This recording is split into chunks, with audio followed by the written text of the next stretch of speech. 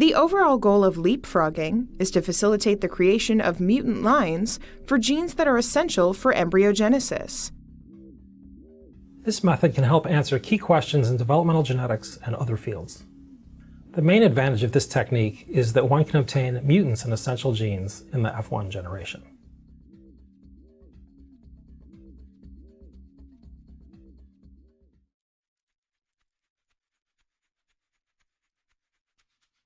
To begin this procedure, microinject Xenopus embryos at the one-cell stage with Cas9 sgRNA complexes as outlined in the text protocol.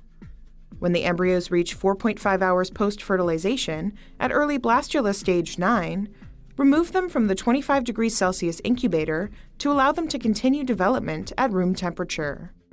To begin the transplantation at 5 hours post-fertilization, use a pasture pipette to transfer one uninjected embryo to a 60mm agarose dish containing depressions, which will serve as the graft recipient. Also transfer one PGC donor embryo to the dish.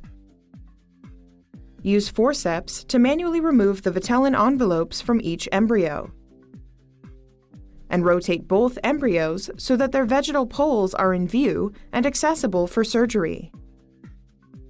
Next, while stabilizing the recipient embryo with the hair loop, insert the sharp tip of an eyebrow hair knife into the vegetal pole, just below the surface, and with rapid upward slicing movements, make 4 shallow incisions in the shape of a square, inside the zone where future bottle cells will form that mark the blastopore.